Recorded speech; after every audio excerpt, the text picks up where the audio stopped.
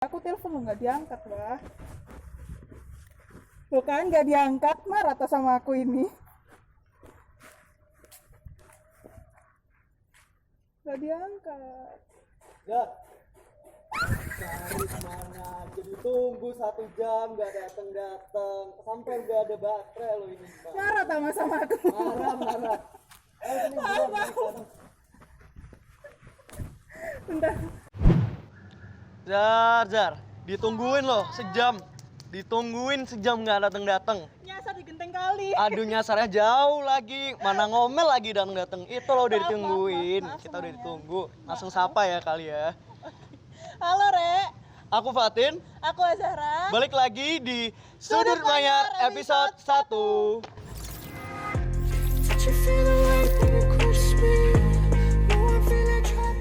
Jadi aku itu pengen ngajak Mas Fatin ketemuan itu karena lagi bimbang, Mas.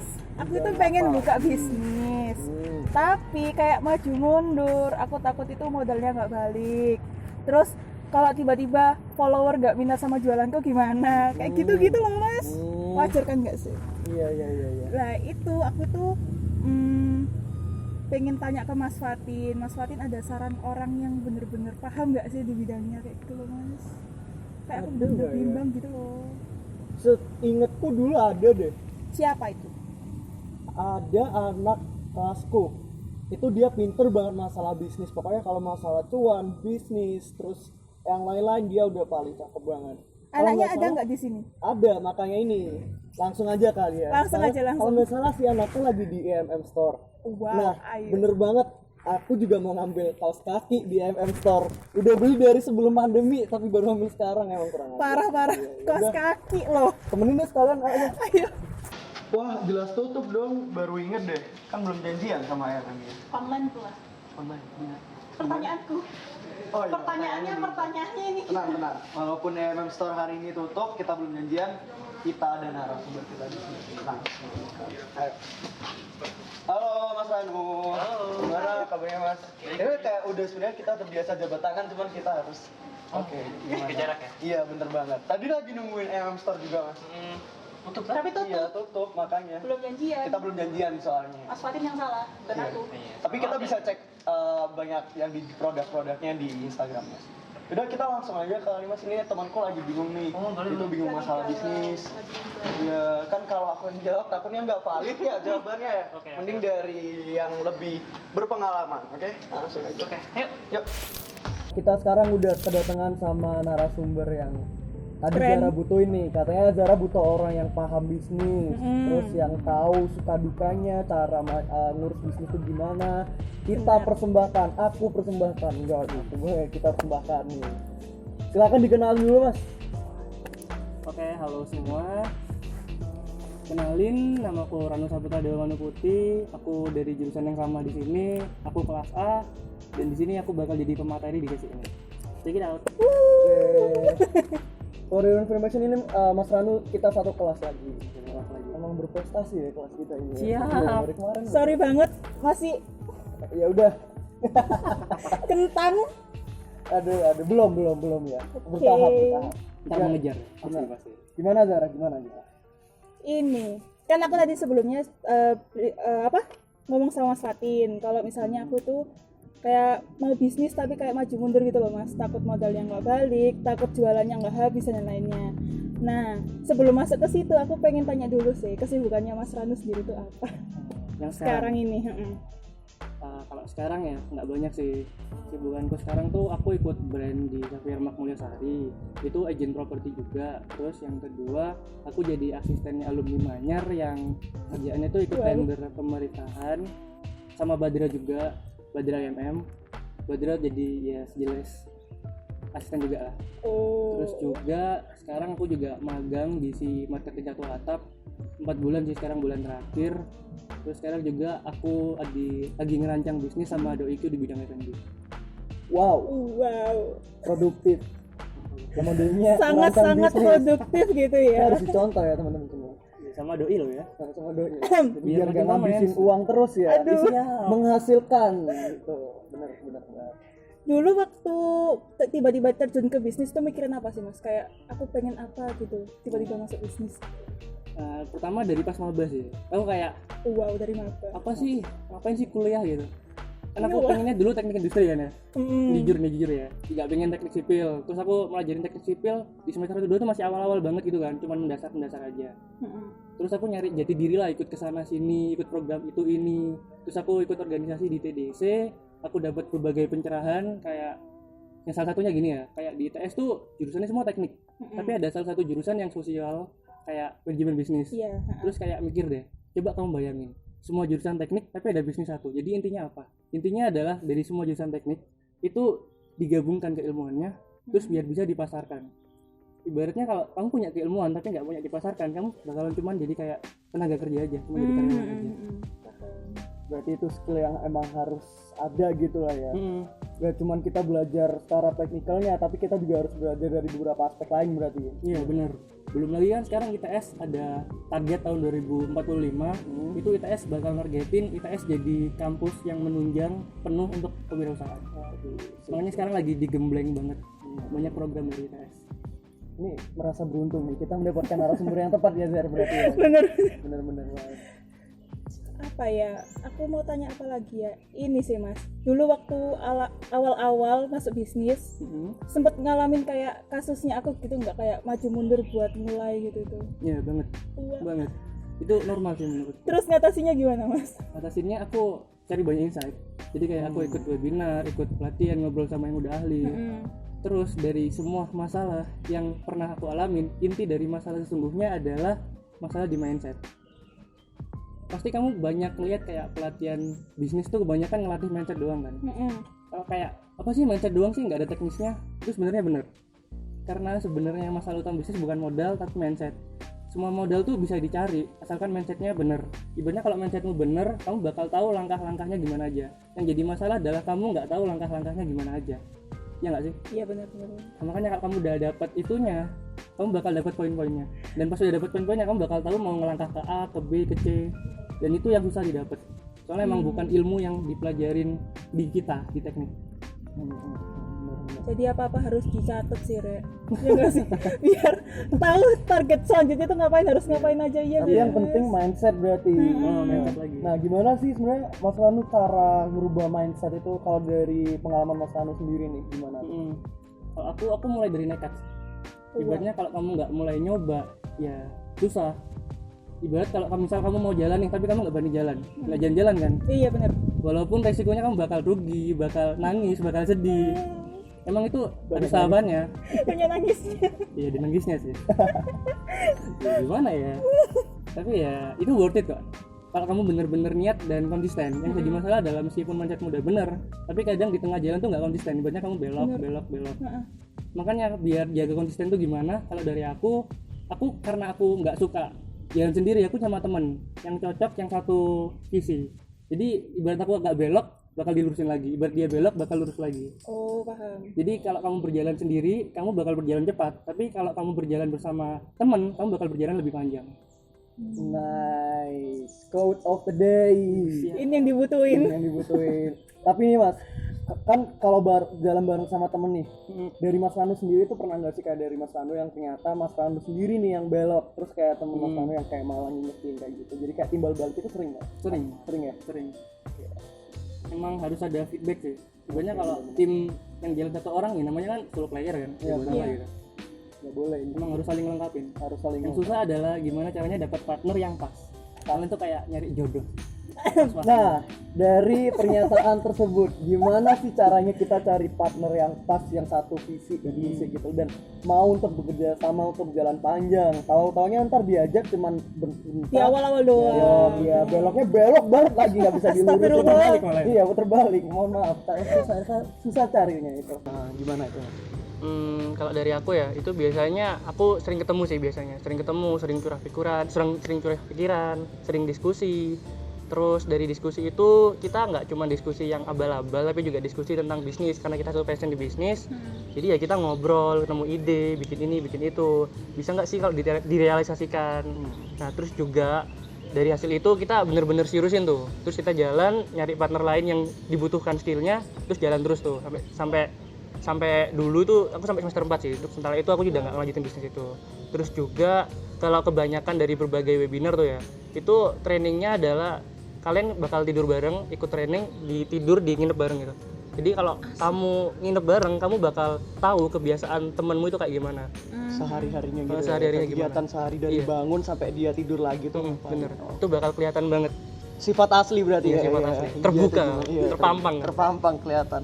Emang perlu kita berarti harus tahu ya kayak seluk-beluknya gimana gitu. Ya, biar Soalnya emang kalau ibarat jodoh itu partner hidup, tapi dalam bisnis. Oke, sip. Quote kedua hari ini keren. Aduh. Terus apa aja sih Mas kalau yang harus disiapin dari untuk menciptakan suatu bisnis itu? Apa aja yang harus dipersiapkan selain mungkin SDM-nya atau idenya atau apapun itu kira-kira? Kalau bisnis itu sendiri ada 2 masalah ya yang harus diselesaikan. Bisnis bisa jalan asalkan satu ada kebutuhan pasar, kayak gitu. Kedua, kamu menyelesaikan masalah di pasar. Ibaratnya kalau 2 itu ada, kamu bakal bisa dimasukin. Terus juga kamu bakal lihat market size-nya berapa. Ibaratnya dalam masalah demand-nya ini ada berapa sih perputaran uangnya dalam 1 tahun. Misal ada 1T, kamu bakal bisa masuk, kamu bakal mau mengambil berapa market share-nya. Misal kamu mengambil 1% aja, itu perlu berapa usaha untuk segitu. Terus juga dari itu kan kamu juga harus nge-breakdown kan model bisnisnya gimana, BMC-nya gimana, terus customer segmennya gimana. Ibaratnya di breakdown semua kebutuhan bisnisnya. Jadi nggak cuman bikin aja terus jualan, tapi kamu harus nge-breakdown semua kebutuhan yang ada di dalamnya itu apa aja. Oke gitu. Nah, dalam proses nge-breakdown kebutuhan itu ada kendala apa aja sih Mas biasanya sering ditemuin itu? Kendalanya itu biasanya stuck. Stuck ya? Iya, stuck. Ibaratnya Buntu. udah nggak sih segini, tapi kok pas dijalanin kayak kurang. Jadi kayak perlu tambahan lagi gitu loh. Ibaratnya kayak kita selalu merasa kekurangan. Kayak jangan pernah merasa sempurna ya. Quote ketiga. Oke, quote ketiga. Kayak paling nampar, jangan pernah merasa sempurna, wey manusia. Ya Allah. Dari Zara mungkin mau nambahin Zara? Itu sih tadi kan Masnya sempat bilang kalau di semester 4 itu sempat berhenti. Itu tuh karena apa sih Mas? Ada kendala apa gitu? Itu karena temenku udah mulai belok semua dan aku juga nggak bisa maju. Itu karena kenapa? Karena kuliah udah mulai berantakan, karena juga ada urusan masing-masing yang kan jurusannya beda-beda semua kan. Ya karena beda-beda itu jadi makin jarang ketemu. Dari lanjut. Mohon maaf. Sekarang ini gimana Mas? Kan semester 6 nih sama kayak Mas Fatin. Bisnisnya juga banyak. Terus itu gimana? Kesibukannya kan banyak. Alhamdulillah aku mulai cerdas ya semester ini. Mulai belajar aku. Mulai cerdas. Iya, mulai cerdas. Sebenarnya sebuah perbandingan terbalik. Yang penting kalau saya bisa sedekah. Ya, bener. Kan dulu aku pas semester 1, 2, 3, 4 tuh kan kayak jarang peduli kuliah gitu kan. Kayak ngapain sih B aja mata kuliahnya, nggak berat-berat banget lah, bisa lah belajar amin 1 gitu. Wow, Terus itu pas saya. udah di semester ini mulai kerasa apaan sih susah anjir. Iya, susah. Yaudah aku mulai pelan-pelan belajar, nggak amin 1 lagi. Wow. Jadi masih bisa survive pelan-pelan. Alhamdulillah kalau gitu. Mas Fatin sendiri. Contoh ya sepertinya. Tertampar lagi di setiap episode Saya tertampar. sakit. Iya. Nah, kalau boleh tahu nih, kalau Mas Ranu kan udah bergelut di dunia bisnis dan banyak ya pengalamannya, jam-jamnya udah tinggi. Ini kalau boleh tahu Mas Ranu berarti disebut sebagai seorang entrepreneur, apakah Mas Ranu setuju atau enggak? Atau gimana? Enggak juga sih, aku nggak seberapa expert sih. Jadi aku lebih suka menyebut aku mahasiswa aja. Mahasiswa. Yang sedang belajar entrepreneur. Entrepreneur. Oke, boleh banget, boleh. Nah, kan Mas Ranu pernah dengar nih istilah technopreneur, dan itu adalah salah satu mata kuliah yang sedang kita ambil kan ya. Aduh repotnya. Aduh, apa itu? Apa itu? Nah, kira-kira di dalam apa sih beda antara technopreneur dan entrepreneur? Dari namanya udah beda ya, antara entrepreneur dan technopreneur. Bedanya di mana sih? Ada kata techno sama nggak ada kan? Yap. Jadi bedanya cuma ada unsur teknologinya sama nggak ada, intinya gitu sih. Sedangkan entrepreneur sendiri itu menurutku ya, soalnya menurut ahli pasti beda-beda. Kalau menurutku sendiri ibarat kayak orang atau kelompok yang mengadakan suatu kegiatan wirausaha atau bisnis yang merubah nilai yang B aja jadi nilai lebih. Misal nih kamu beli pisang nih 2.000, terus kamu jual lagi 3.000, itu cuma dagang, cuma ngelebihin markupnya aja. Terus kalau misal entrepreneur menurutku gimana? Jadi dari pisang 2.000 diolah, terus berubah jadi boba pisang. Itu jadi entrepreneur. Ibaratnya ada olahannya terus nilainya naik kan. Terus kalau technopreneur tuh gimana? Dari technopreneur kamu bikin mesin yang dalam 5 detik kamu klik doang itu udah muncul boba banananya, boba pisang. Oke, I see. Jadi emang ada sentuhan teknologi di sana. Ada sentuhan teknologinya ya. Nah, berarti kan kita harus paham nih, kalau di teknopreneur kita harus paham nih teknologi itu sendiri. Sedangkan latar belakang kita sendiri kan anak sipil. Nggak ada nih mata kuliah tentang coding itu kan nggak ada kan ya. Itu kira-kira gimana tuh Mas? Ada tips nggak buat anak sipil tuh biar bisa lah pergi ke teknopreneur? Kalau nggak bisa solusinya cuma 2 sih. Belajar, nggak gitu minta tolong yang bisa. Oke, benar-benar setuju. Kan kita nggak cuman di tes kan nggak cuman sipil aja toh. Iya. Ada jurusan lain yang juga punya keahlian di bidang sana. Ya kan kita di mahasiswa harus banyak relasi kan. Kita juga harus banyak keluar ikut kegiatan, punya kenalan yang jurusannya beda-beda, keahliannya beda-beda. Nah, dari kenalan itu jangan cuma sebagai kenalan doang, tapi juga dimanfaatkan dengan benar gitu loh. Ibaratnya manfaat pertemanan tuh nggak cuma main, hangout, dolen dan lain-lain. Benefit juga harus ya, ini yang dinamakan dengan friend with benefit. friend with benefit. Wow. Ada benefitnya. Benefit Benar. positif. Tadi kan ngomong tekno sama entre. Terus menurutnya Mas Ranu sendiri, mana yang lebih menguntungkan di masa pandemi kali ini? Kalau dari masa pandemi ya, ini tergantung dari model bisnisnya sih. Antara entrepreneur atau technopreneur nggak ada yang bisa lebih menguntungkan. Tapi balik lagi, apakah model bisnisnya bisa lebih berkembang mana? Misal kalau sekarang bagian F&B kan sekarang lagi turun kan, soalnya lagi nggak bisa makan dine in. Nah terus kalau misal sekarang ini gimana, model bisnisnya kan cuma dari jual makanan dan kayak gitu kan. Nah jadi mereka cuma bisa lebih nguatin di bagian penjualan online-nya. Sedangkan kalau di technopreneur misalnya Gojek deh, sekarang kan juga banyak kerjasama F&B dengan Gojek untuk media pengantaran makanan kan, itu juga bisa berkembang. Soalnya sekarang cocok nih kondisinya. Terus juga balik lagi ke model bisnisnya masing-masing sih. Soalnya emang model bisnis, tiap bisnis tuh beda-beda. Makanya tiap model bisnis tuh harus di breakdown lebih lanjut, dapat duit dari mana. Oke, terus menurutnya Mas Ranu sendiri di kala pandemi ini bisnis teknopreneur apa yang kira-kira cocok, bener-bener cocok di kala ini? Di kala Ada ini inovasi apa gitu? aku belum bisa mikir nih. Soalnya kalau mikir langsung ketemu idenya itu perlu waktu sih. Iya, benar. Ini Soalnya setuju banget. perlu diskusi, perlu 2 orang yang ini gini, kalau ini gini, kalau ini gini. Terus kalau nggak saling cocok, kalau kondisinya gini gimana? Terus belok lagi. Jadi harus mementingkan banyak kondisi. Dalam penggalian ide itu emang butuh proses yang Butuh panjang, proses harus banget. melihat banyak aspek gitu lah ya. Nah, Mas Ranu tahu nggak sih kayak ada contoh bisnis teknopreneur apa aja di ITS atau mungkin di lingkup kampus Manyar ini? Tahu nggak? kira-kira? Kalau di lingkup kampus Manyar aku nggak tahu ya. Tapi kalau dari lingkup yang orang yang aku kenal, salah satunya aku di TDC kan. Terus aku juga kenal Kating yang juga salah satu mentorku pas aku belajar. Ada yang tahu tentang Jeniora nggak? Senior. Oh, iya, Pernah Program dengar edukasi tapi buat SBMPTN Benar. anak SMA. Nah itu untuk saat ini dia angkatan terakhir kalau nggak salah di teknik fisika. Dia bikin bisnis Jeniora itu kayak ruang guru tapi konteksnya beda apa ya intinya, beda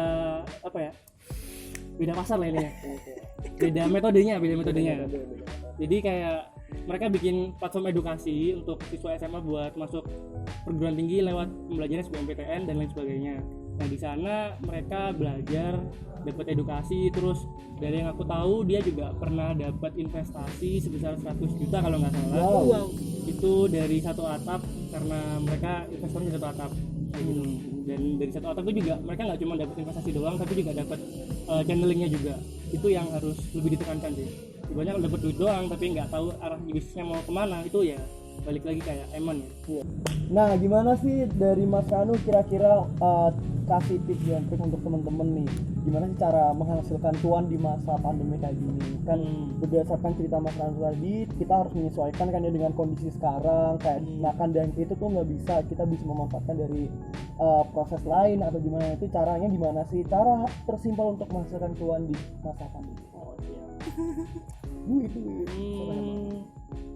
Pertama lihat kondisi dulu, kamu posisimu sekarang gimana, apakah kamu punya skill untuk dijual, apakah kamu bisa bikin produk untuk dijual atau gimana. Terus kamu lihat dari dirimu apakah itu benar-benar real buat bisa dijual. Ibaratnya kamu bisa pakai 2 cara, kamu bisa bisnis atau nggak gitu kerja. Kalau misal kamu nggak bisa bisnis, kalau bisnis kamu rakit bisnismu, kamu apa ya intinya, kamu Maksudnya ngerancang model bisnisnya. Jadi kalau kamu udah ketemu model bisnisnya, kamu tinggal ngejalanin. Misalnya produknya mau dijual lewat apa, jasamu mau dijual lewat apa. Terus kalau kamu kerja ya, kamu cari skill yang bener-bener bisa kamu miliki, atau kamu kalau nggak punya skill ya cari kerjaan yang nggak ada skill. Ibaratnya kalau ada yang bisa kamu lakuin, ya lakuin aja.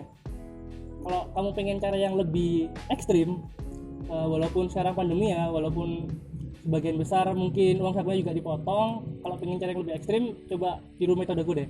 Aku udah mulai nggak minta uang saku selama 2 tahun ini. Jadi kalau kamu udah kepepet, kamu bakal mikir lebih keras buat gimana caranya kamu bisa jajan, gimana caranya kamu bisa jalan-jalan dan lain sebagainya. Ibaratnya the power of kepepet itu benar-benar real. Coba aja. Tapi jangan nunggu kepepet dulu baru itu ya.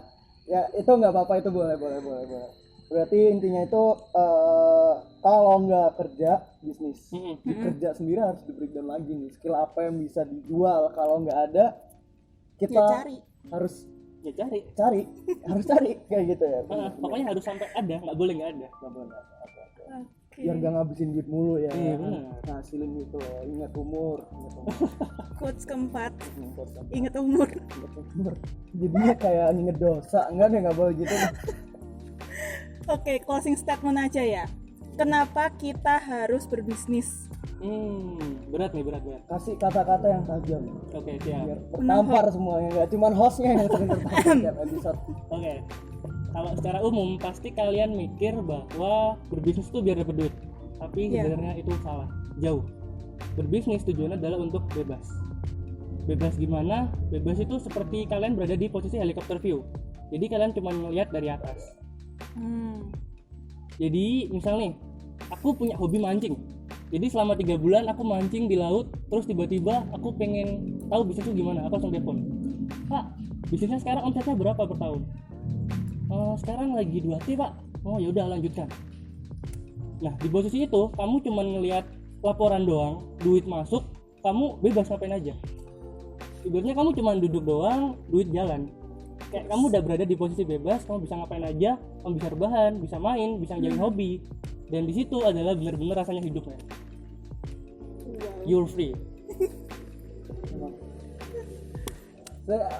Sorry ya Mas ya, tadi aku ngeliat banyak orang yang langsung kayak diem gitu ya, bisa ngomong bisnis itu untuk bebas, sebenarnya langsung kayak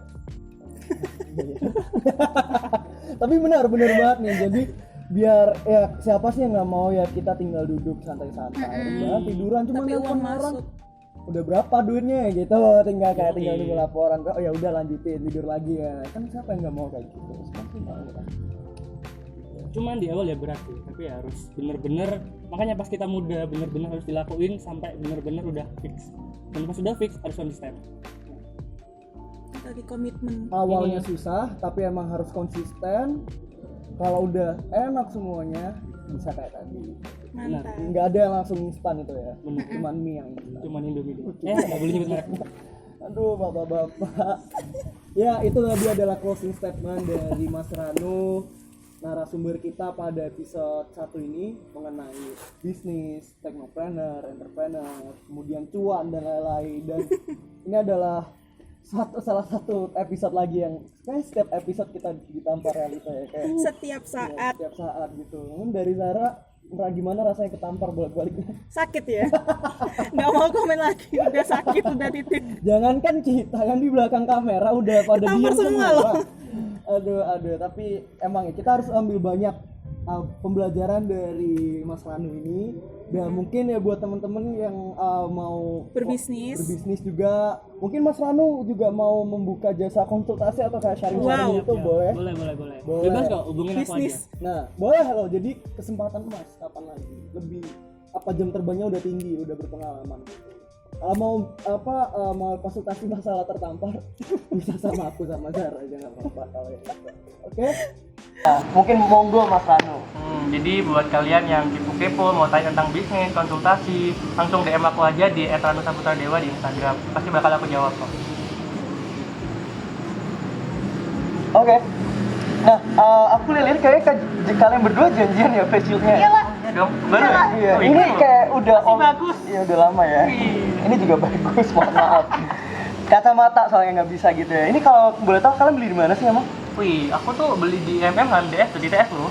HMDS. Oh, punyanya HMDS. Juga ada. jualan face shield. Iya. Oh, Bagus kan? Bagus sih. Keren kan? Tapi ya aku kacamata sih nggak bisa. Jadi tetap. Alasan. Ya udah ntar kalau ada duit. Nah, cara cari duit gimana? Bisnis dulu, nggak gitu. Asal ngomong ya gampang banget ngomong bisnis. Kayak segampang itu. Nah, buat teman-teman, kira-kira kita bakal bahas apa sih di episode selanjutnya itu? Kira-kira bahas apa sih? Yang pasti sama sosok yang keren lagi. Siapa yang keren ya kira-kira ya? Semuanya keren. Semuanya keren ya. Atau kalian ada saran yang keren siapa? Boleh tolong tulisin di kolom komentar di YouTube ini ya. Biar rame gitu ya.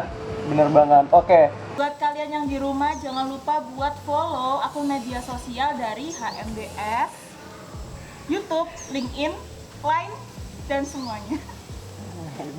Ya asal nunjuk aja. Kayak gitu. Biar kalian nggak ketinggalan nih sama episode kita selanjutnya.